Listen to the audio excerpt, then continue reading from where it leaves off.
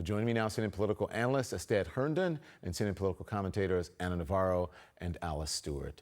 Good evening, one and all. So here we go, October. I think this is the grab him by the P of 2022. I do.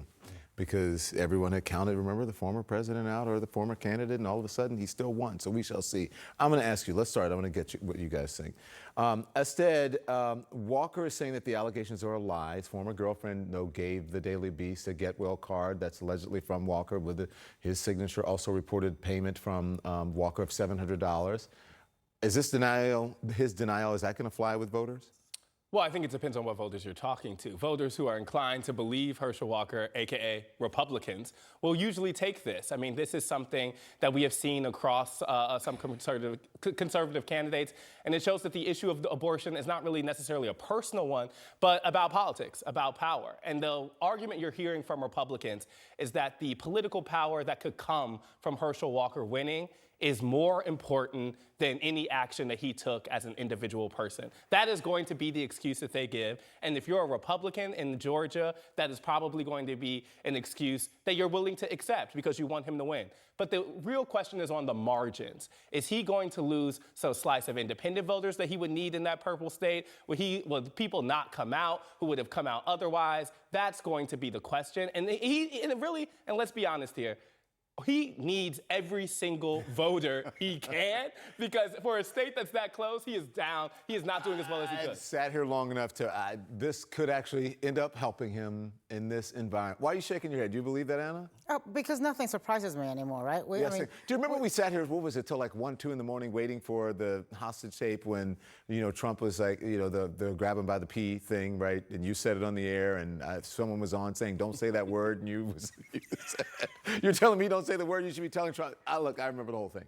But this could end up helping him in this strange political universe that we're in. Well, apparently it's helped him raise funds already, and today there was a lot of Christian leaders praying over him and telling him to put on his armor of God. I think God wants his armor back.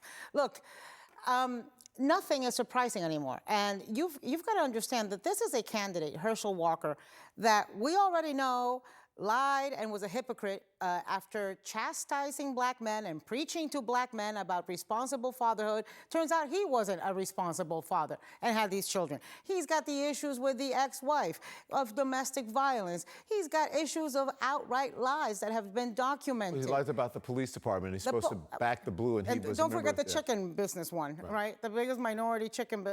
Anyways, I mean, it's just it hasn't mattered, right? This is a guy who should have been eliminated, who from being a viable candidate in the primaries, who should not be a viable candidate now, and still the polls are pretty close. And this isn't even like the Access Hollywood tapes, because those were really a surprise. Turns out half of Georgia had heard about these rumors about this paying for an abortion months, if not years ago. But he is paying a cost. I mean, if he was a Republican, if he was a non-Herschel Walker candidate in that state, he would be winning. He is not winning, and he is not doing as well as Brian Kemp is because of these reasons. He is a weak Senate candidate, and that is costing him, at least on those margins. Well, that's the conversation that we've had so much of, Alice, where we talk about the quality of candidates, right? And even Mitch McConnell, am I wrong, talked about the quality of candidates. Let me get this soundbite in, because I really want to hear from you, Alice. This is Christian Walker. This is Herschel Walker's son, really letting him have it on Twitter, calling him a liar, calling out his father's claim of being a champion of family values. Take a listen, then we'll get Alice on the other side. Here it is. I stayed silent as the atrocities committed against my mom were downplayed. I stayed silent when it came out that my father, Herschel Walker, had all these random kids across the country, none of whom he raised. And my favorite issue to talk about is father absence. Surprise, because it affected me. That's why I talk about it all the time, because it affected me. Family values, people. He has 4 kids, 4 different women, wasn't in the house raising one of them. He was out having sex with other women. Do you care about family values? Can he get past it, Alice? Look, I think he will. First off, my heart goes out to him, because he's clearly had a very difficult childhood and the experience that he's had, and I don't blame him for being as pissed off as he is. But those personal short failings by Herschel Walker are some he's going to have to deal with in his personal life.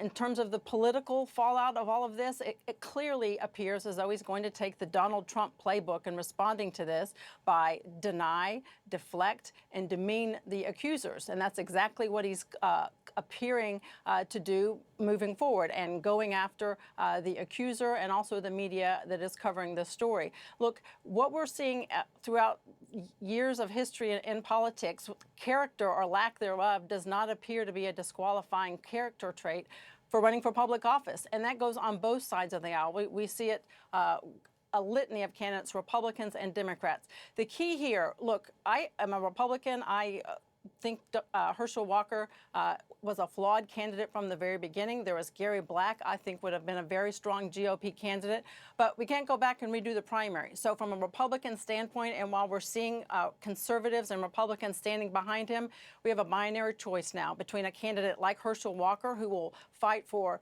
issues that are important to Republicans, which is inflation, the economy, and crime, as opposed to Raphael Warnock, who is furthering the Biden policies that are really not reflective of the people of my home state of Georgia. So I think from this standpoint right now, you're supportive of Herschel Walker?